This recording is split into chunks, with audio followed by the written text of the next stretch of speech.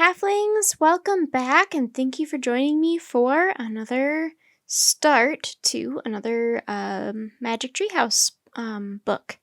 This one is book number 5 of the Merlin missions. It is called Carnival at Candlelight. So let's not waste any more time. Let's get started and down to business.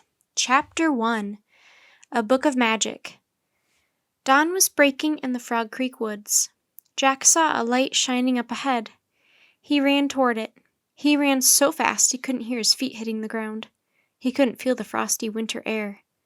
As Jack got closer to the light, he could see the magic tree house at the top of the tallest oak. A girl and boy were looking out the window. The girl had dark wavy hair and sea blue eyes. The boy had tousled red hair and a big grin on his face. As the two kids waved at him, Jack felt incredibly happy. "Jack, wake up!" Jack opened his eyes. His sister Annie was standing beside his bed. She was wearing her winter jacket. It was barely light outside. "I just had a dream about the treehouse," she said. "Really?" Jack said sleepily. "I dreamed we were running through the woods at dawn," said Annie. "And when we got to the treehouse, Teddy and Kathleen were there waiting for us." Jack sat up. "I just had the same dream," he said. "Meet you downstairs," said Annie. Annie left Jack's room. Jack jumped out of bed, put on his glasses, and threw on his clothes. He grabbed his winter jacket and his backpack. Then he slipped quietly down the stairs and out the front door. Annie was waiting on the porch. The February air was chilly. Frost sparkled in the grass as the sun rose over the Frog Creek woods. "Ready?" asked Annie. Jack nodded and zipped his jacket. Without another word, he and Annie hurried up their street and headed into the woods. They ran through the long shadows of early morning between the bare winter trees. Then they stopped. The treehouse was back, just as Jack had seen it in his dream. It was high in the tallest oak tree, shining in the cold morning light. "Wow," breathed Jack. "Dreams can come true." "Yep," said Annie. "Teddy! Kathleen!" No one answered. "I guess only part of this dream came true," Annie said sadly. She grabbed the rope ladder and started up. Jack followed. Annie climbed into the treehouse. "Oh, wow," she said. "What is it?" said Jack. "They're here," said Annie in a loud whisper. Jack climbed in beside her. Their friends Teddy and Kathleen, apprentices to Morgan Le Fay, were sitting under the treehouse window. Wrapped in heavy woolen cloaks, they were both fast asleep. "Hey, sleepyheads," said Annie. "Wake up!" Kathleen blinked and yawned. Teddy rubbed his eyes. When he saw Jack and Annie, he gave them a wide grin and leapt to his feet. "Hello," he said. "Hello," cried Annie. She threw her arms around Teddy. "We both dreamed you were here." "Ah, then our magic worked," said Teddy. "Kathleen suggested we send dreams to let you know we were here, and it seems our magic sent us to Dreamland as well." "But now we are all awake," said Kathleen, "and I am very glad to see you." She stood up, drawing her cloak around her. Her blue eyes sparkled like seawater in the dawn light. "I'm glad to see you too," Jack said shyly. "Are you taking us on another Merlin mission?" said Annie. "Not exactly," said Teddy. "Merlin has a most important mission for you, but this time we will not be going along." "Oh, no," said Annie. "What if we need your magic to help us?" Teddy and Kathleen looked at each other and smiled. Then Kathleen turned back to Jack and Annie. "Morgan thinks you may be ready to use magic on your own," she said. "Really?" said Jack. "Yes," said Teddy, "but Merlin is very cautious about sharing magic powers with mortals, even with two as worthy as you. He is also wary of magic being used outside the realm of Camelot. Nevertheless, Morgan has convinced Merlin to let you prove yourselves. You will be tested on 4 missions." "But we don't know any magic," said Jack.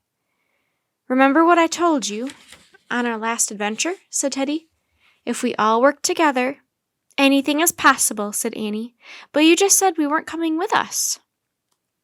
"That is true," said Kathleen, "and that is why we brought you this."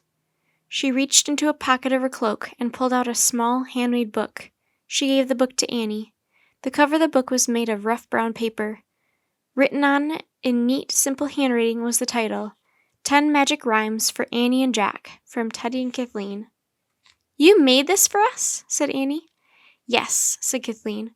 1 line of each rhyme is in Teddy's language, and 1 is in mine, the language of the Seal People. Annie opened the book to the table of contents. She and Jack skimmed the list of rhymes, and Jack read some of the entries aloud. Fly through the air, make metal soft, turn into ducks. Annie giggled. These are so cool, she said. Let's all turn into ducks. Not now, said Kathleen. You must use these rhymes very sparingly. There are only 10 rhymes in the book, and each can only be used once. They are meant to last you for 4 journeys. 4? Said Jack. Aye, said Teddy. Merlin has agreed that if you can use our magic wisely on 4 missions, he will teach you the secrets that will allow you to make magic on your own. Oh boy, said Annie. Jack put the book of magic rhymes in his backpack.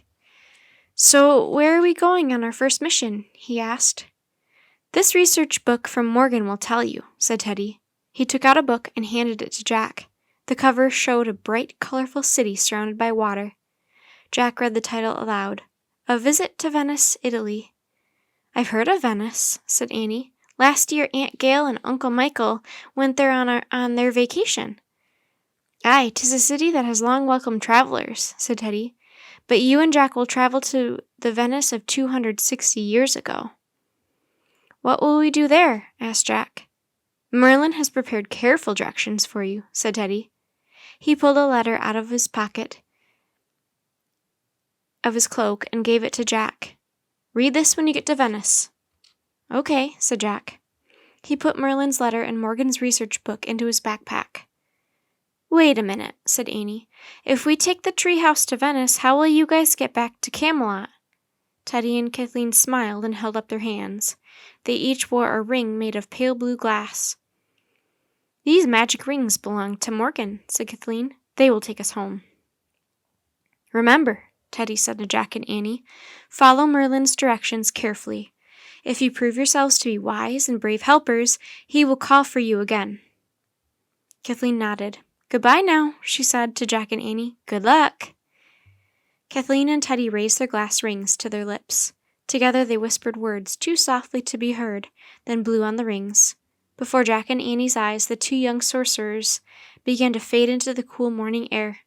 In an instant, they had disappeared completely. They're gone, breathed Jack. I guess it's time for us to go too, said Annie. Jack took a deep breath. Then he pointed at the cover of the Venice book. I wish we could go there, he said. The wind started to blow. The treehouse started to spin. It spun faster and faster. Then everything was still. Absolutely still.